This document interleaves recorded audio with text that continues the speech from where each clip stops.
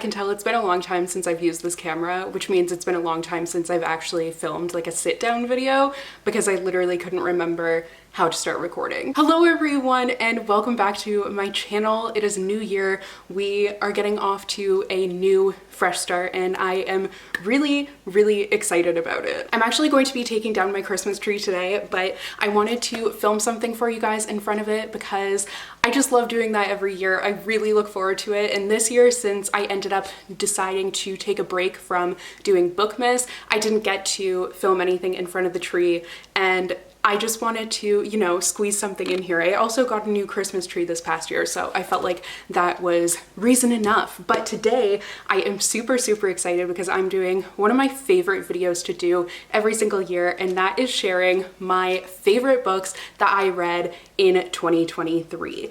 I read 151 books in 2023. It is one of my most successful reading years. I just learned, like, at the end of 2022, I discovered that audiobooks worked really well for me. I was learning a lot about myself and about like my ADHD and the fact that audiobooks are like the perfect way for me to consume stories. So that just ended up letting me read a ton, like way more than I was expecting to. And I also actually started reading self-help books in 2023, which was a really welcome and unexpected change too. So I will be doing a separate video about the self-help books that I read because I know a few of you guys had been wanting that, but I know it's been a while since I've actually like sat down and talked about books with you guys, and I kind of wanted to talk about like a little bit the future of the channel. So basically I made a lot of changes to my life in 2023 for the better, and I actually had the best year that I can remember,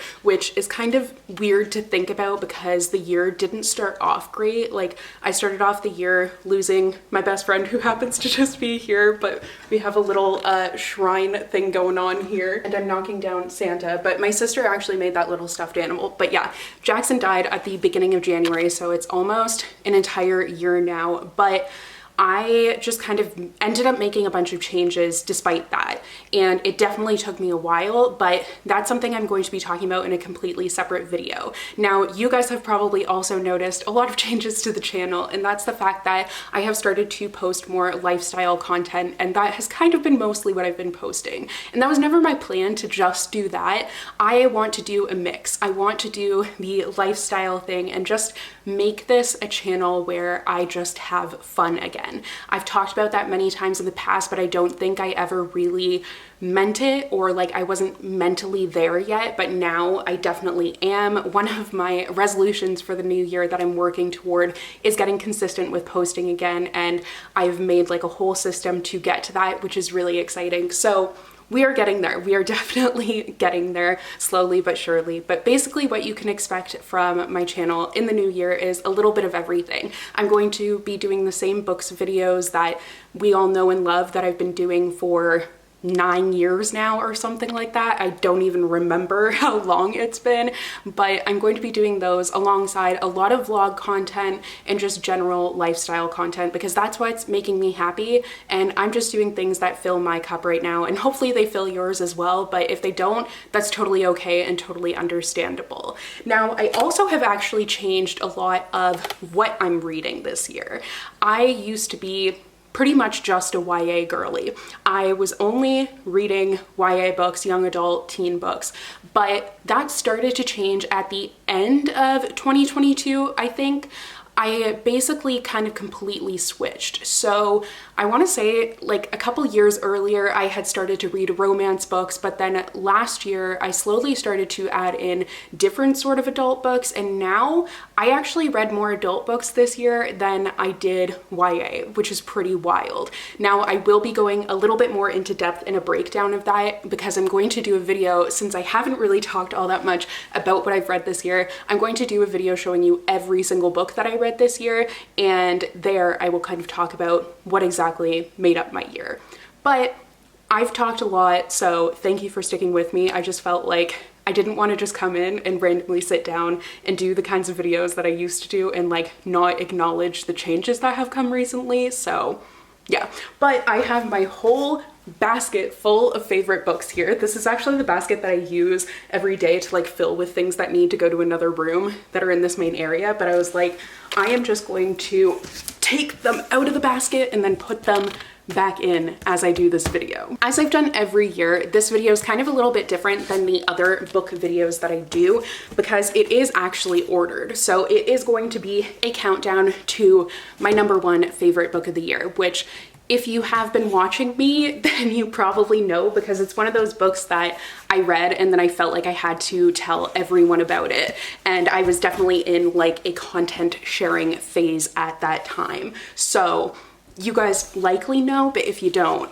you're gonna find out. And I hope that you read it. It's one of those books like I just loved. I'm so excited about the books that I read this year, honestly. I found so many new favorites and just had a fantastic reading year overall. Unfortunately, that made this list like really hard to do. It made it hard to order and everything, but I feel like I got there. So I have 16 books to share with you. I was aiming for 15. Somehow we ended up at 16. It is what it is. But at number 16 is All My Rage by Sabaa Tahir. This is the first contemporary novel by Sabaa Tahir. And it's funny that I was talking about the fact that I've read mostly adult and the first book that I show you is a YA book, but this was such a fantastic YA story. It's dealing with a family of immigrants and it's their experiences now, but then you're also seeing their past.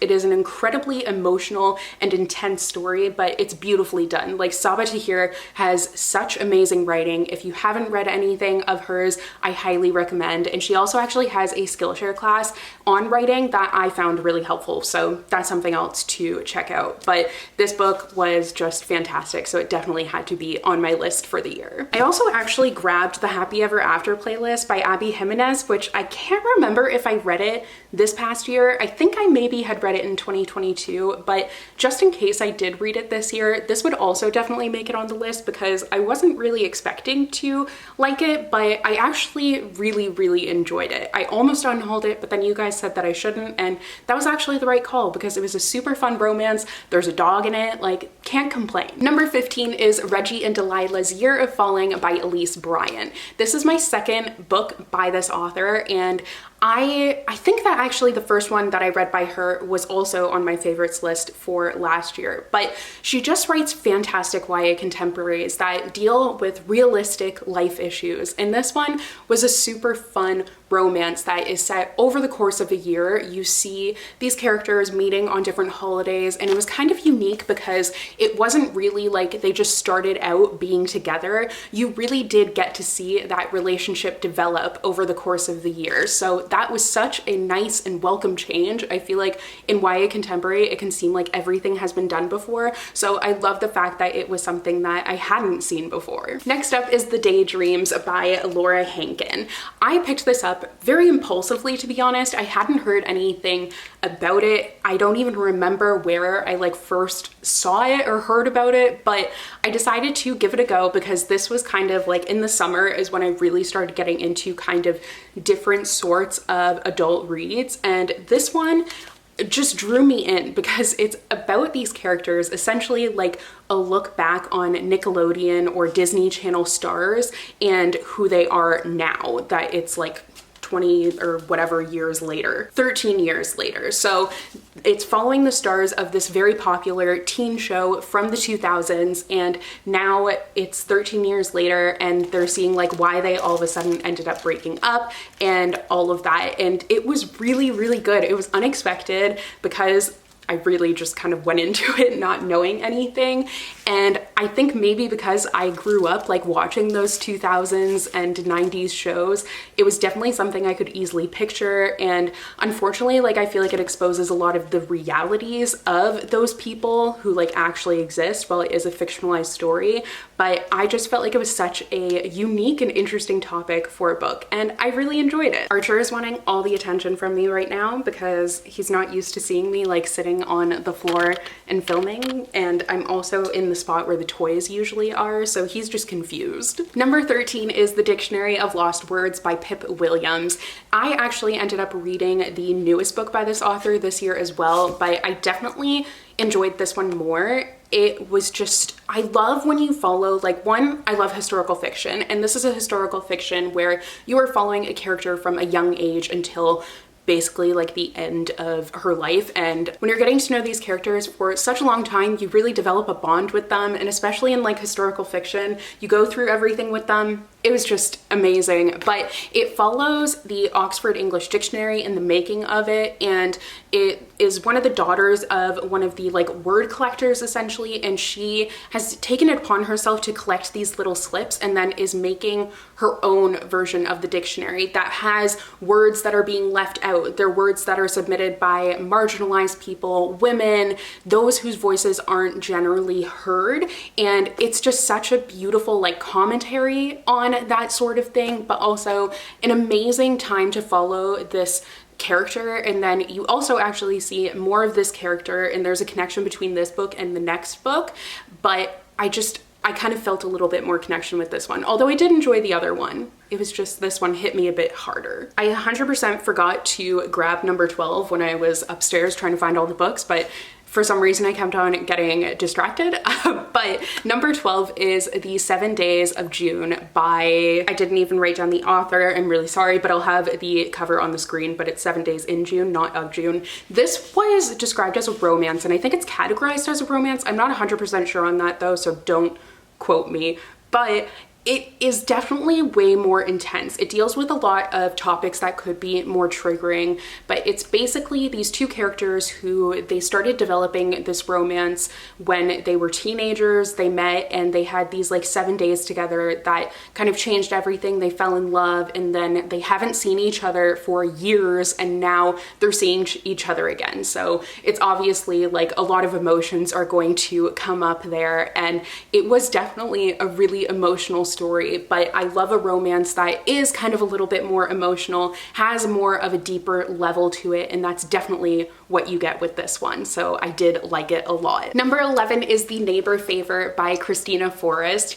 I have had another Christina Forrest book on my tops of the year for sure, because I read Zyla and Kai last year and really enjoyed it. Now, Christina Forrest usually writes in the YA age range, but this is her first adult book, and it is an adult romance that is about writers, and it's essentially like the main character has been writing to her favorite author, and she doesn't realize that her new neighbor is this author. So it's kind of like one of those things where you know that they're going to find out eventually, and you're just kind of waiting for that. There's a lot of tension there. It is really, really cute, tons of fun, and also has that kind of more impactful level as well. I definitely fell in love with the characters of this one, and I know that I will not soon forget them. This was a really cute one. Next is actually another romance, and that is 1,000 Miles by Bridget Morrissey. This one kind of snuck up on me too, because I think when I was like adding it on Goodreads or whatever, I saw there weren't that great of reviews for it, but I could just be making that up. For some reason, I felt like a lot of people disliked this one, but I actually really loved it. I am such a sucker for the best friends to lovers trope, especially when it's like they haven't seen each other, so it's kind of like a second chance romance as well. And that's exactly what you got here. You have two characters that were just complete best friends all like through high school and everything, but then they haven't seen each other for a while because there was kind of an incident that happened that changed their relationship, and now they had made this pact years ago to go on a road trip together, so they're actually following through on it and going on this road trip, and it was everything that I wanted, like the close proximity. There's a cat that ends up getting involved. It was just so cute, so fun, and exactly what I want from a romance. There's not like a ton, there is tension because they haven't talked in a while and there's kind of an incident that they're avoiding, but it wasn't like, I feel like a lot of people really love the enemies to lovers thing where there's a ton of tension. I just like reading like a happy story, and I feel like that's what I got here for the most part. Now, while I say I really love a happy story, most of my favorites here are here because they made me really emotional, and they are kind of generally very emotional stories. And that is 100% the case with Meet Me in Paradise by Libby Hubsher, which totally, like, I was not expecting, okay? I didn't know what to expect going into this one. I just thought, oh, like a cute romance where they're on holiday, fun. But it's about two sisters who are like the best of friends, and basically their mother died, and ever since then the one sister has just taken it upon herself to be very responsible, to not really experience life to its fullest. And her sister, who she feels like she has to like take care of and is responsible for, she ends up sending her, she's very adventurous, so she ends up sending her on this like spa weekend, tricking her into being there by herself, and kind of sets this whole thing up. And then things just end up taking a turn, and it ends up being a very, very sad story. Unexpectedly, like completely heartbreaking. I don't cry often reading books, but this one did bring me to tears. I just felt for the characters and their relationship, like their sisterhood was beautiful, and it just totally got me. This one 100% got me and left a very lasting impact on me, and it just, yeah, it's a romance technically, but like that's not really my favorite thing about it. It was more reading the growth of that main character and the other relationships that she had, and just know it is once again like a very emotional one. Number 9 is As Long as the Lemon Trees Grow by Zulfa Kato. I had heard amazing things about this book. I actually picked it up around a year ago. I got it at the Indigo Boxing Day sale, which is like a random, you don't need to know that, but for some reason I remember that. And I had kept it like including it on TBRs, and once I finally got to it, I was mad at myself for putting it off because it was such a beautiful and once again impactful story. It is extremely emotional. You are following a character who is living in war-torn Syria, and you are seeing everything she's going through just to survive, and it will just like destroy you. Honestly, you are going to be completely emotionally heartbroken, but I think it is a really important read as well. This book features PTSD and a character who is still living in this like really tragic and difficult circumstance, and to be honest, it's not something that I really knew all that much about, so this book encouraged me to look further into it, and it just totally, like, once again left a very, very lasting impact on me. Number 7 is Happy Place by Emily Henry. I don't think that there's actually an Emily Henry book that I've read that hasn't made it onto my favorites list for the year, if I'm remembering correctly, but I ended up really enjoying Happy Place. I wasn't sure about it because I was like, I don't know, I'm always nervous going into new Emily Henry books because as much as I should be excited,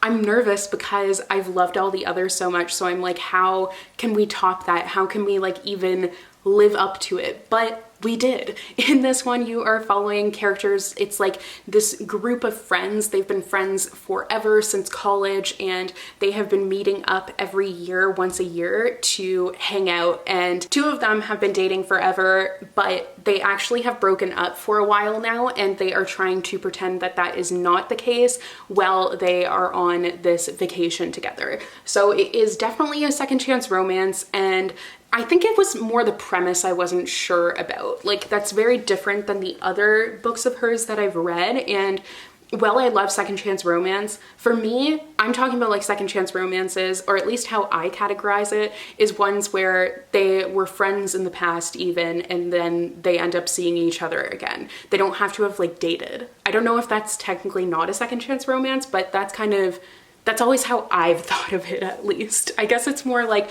childhood friends to lovers that I like, but I don't know, whatever. I loved that we had a friend group here. I feel like Emily Henry does a good job of like having side characters that are fully fleshed out usually, and especially in this book. It was definitely one that was an unexpected favorite, because like I said, I wasn't sure, but I really liked it more than I was thinking I would. Number 6 is actually another book that I don't have on me, but this time it's because I ended up lending it to a friend, and that is The Last Chance Library by Freya Sampson. So you guys might remember that I read The Lost Ticket by Freya Sampson last year and just completely fell in love. It was like just the coziest, cutest read, and this was actually the first book that I was able to read after Jackson died. I was having a hard time, obviously, and then was having a hard time even reading, but this one was just like the perfect cozy read that I was looking for. It definitely was sad, like it had sad moments, and I was anticipating that, but one of the things that like really brought it home for me, to be honest, was the fact that one of the first characters that you're introduced to was a little boy named Jackson, and I was like, made me really happy. And then on the cover there's like a little kind of orange-ish looking cat.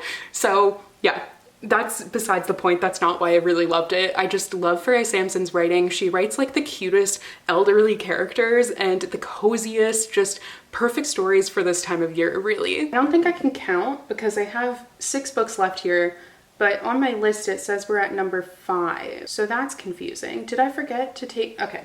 Well, I don't know what's happening, but I think that the book that I don't have on my list for whatever reason is The Very Secret Society of Irregular Witches by Sangyu Mandana. I had been recommended this book a lot. A lot of people were saying it was like The House in the Cerulean Sea, and I decided to read it when I was in California. It's actually one of the only books that I read when I was there. Is that true? No, I think I read it right when I got back, and the only book that I read there was the other Pip Williams book. But essentially, I read it around Halloween, was my point, and it ended up being the only Halloween-y-ish read that I read. But this is exactly what I want from a Halloween read. I don't like being scared, and this isn't scary. It just deals with witches, which is a lot of fun. But it's about a character who is essentially living in like our own world, except witches exist as well, and she is a witch influencer, but people don't know that witches exist, so they think that she's just like doing not real magic, except there are people who obviously know about witches, and they find her, but they're looking for someone to like watch over these witch children at an orphanage, and they pick her, and it's just cozy, delightful, beautiful. Loved all of the witchcraft in it, which was a lot of fun, and the characters, their relationship, it just made me feel really good. So now, at officially number 5, but whatever, is The Guncle by Stephen Rowley.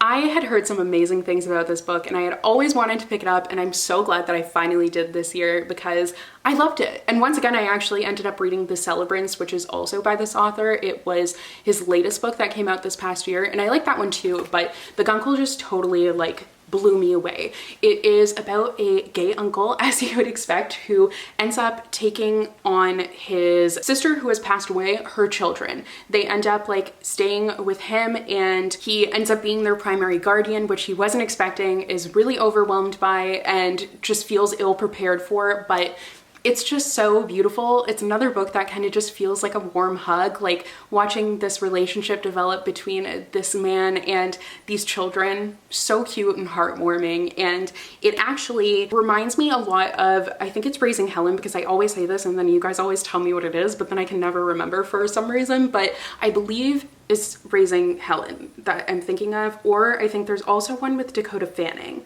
that I'm thinking of, and Brittany Murphy. But it reminds me of a couple of rom-com movies that I really enjoy, but it was just so fantastic. Next at number 4, we have, appropriately actually, Fourth Wing by Rebecca Yarros. If you haven't heard of this book, welcome to the internet. Welcome to where people talk about books. I'm sure you've heard of it because this book has been absolutely everywhere. It was so hyped up on TikTok, and I was seeing it everywhere, and I just decided to go for it. I wanted to see what all the hype was about, but to be honest, I didn't really expect to like it. Not that I expected not to like it. I shouldn't say that. I didn't expect to like it as much as everyone else did, but I loved it. Like, I have struggled with fantasy in recent years, and it just, for some reason, hasn't been my favorite genre. I feel like I've been reading a lot of the same old, and I think that just kind of happens when you are kind of reading a lot of things and you're reading a lot of, say, fantasy books. They can start to kind of bleed together, but this one just felt different. I have read many books about dragons, but I've never read one that I enjoyed as much as this one. I loved the concept of the dragons. The writing was fantastic. The romance was amazing, but it also had really good action elements and suspense there. And I read the sequel and apparently people didn't like it, but I actually enjoyed it. Like, that's kind of the nice thing about I haven't been engaging with bookish social media as much, is I don't really know what people are thinking of things other than like something like this where I see it everywhere. I have absolutely no clue. So I'm able to kind of like develop my own opinions without unintentional biases. But I went into this one with kind of an unintentional opposite bias, but I ended up really being blown away by it. So I do actually get what all the hype is about. So now we are at my top 3 favorite books that I read in 2023. Coming in at number 3 is Remarkably Bright Creatures by Shelby Van Pelt.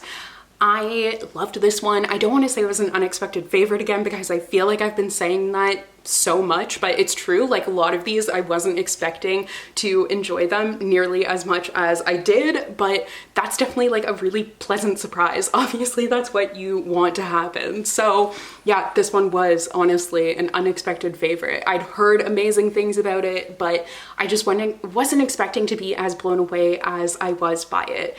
It deals with an octopus as one of the main characters, and you have an elderly woman who ends up being a caretaker at the aquarium where the octopus is at, and there is a relationship between them. There's just like this whole lovely story following a bunch of different characters, getting the perspective of the octopus. Like, I just loved it. It like made me look into octopuses to see more about them and how like intelligent they are. Oh my goodness. It was just definitely like a sleeper fave for me.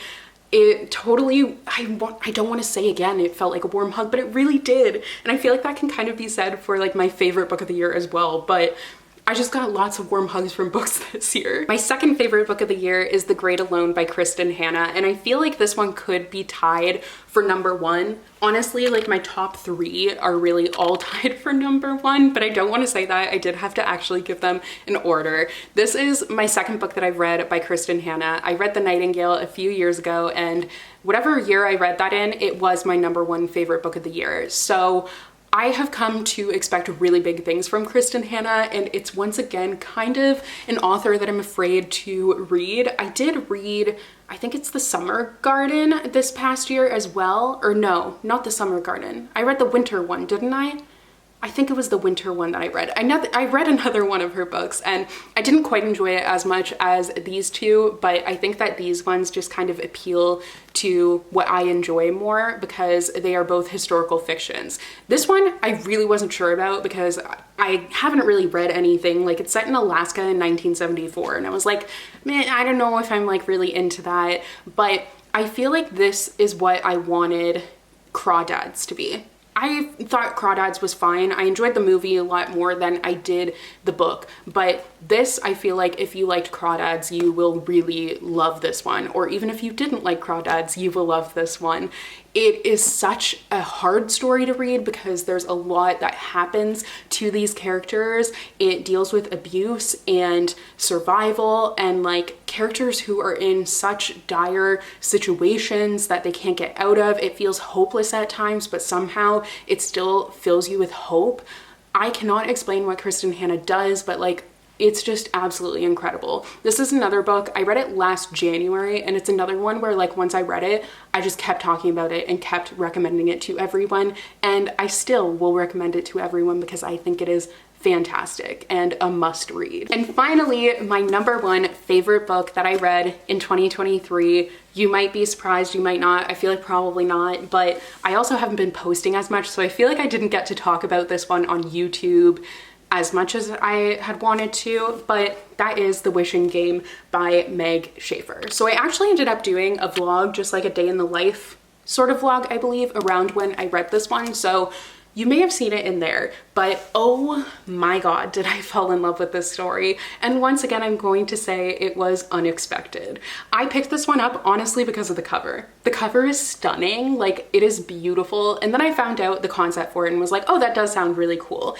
It is, I never explain it very well, so I apologize. I feel like it's one to just go into, but if you are a lover of books, a lover of like fantasy, anything like those escapist reads, this is perfect. It feels like a fantasy, but it's not. It's a contemporary story, but it just feels so magical and fantastical. It is about this writer who wrote like this super, super popular series and then just kind of stopped and has been very reclusive and mysterious, but then he ends up announcing a contest for the final book in this series many years later, and he invites these different people for this contest. And what I wasn't expecting was how cozy and sweet and beautiful this story was. Like, I finished it and I immediately told my entire family they had to read it. I immediately got them set up with a copy of their own because I just needed other people to read it.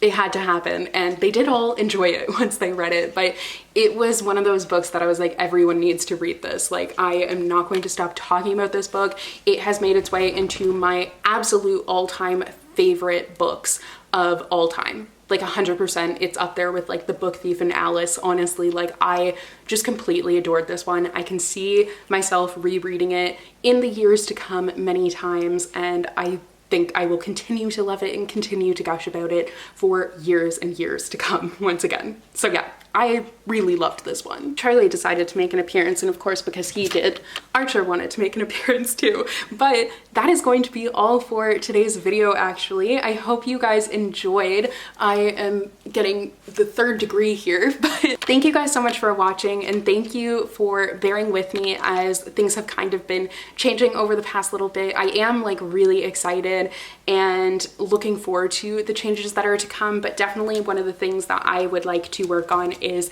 the consistency. So I'm trying not to think too much about it, but I just want to be consistent with posting for you guys because it does bring me a lot of joy, and it is something that I love. So if you guys have any ideas or anything you would like to see over the next year, definitely let me know. I have the next month planned out, but obviously like things can change, you know? But yeah, I hope you guys enjoyed. Please let me know what your favorite book is that you read in 2023 because I would love to know, and I will see you guys in another new video very soon. Bye!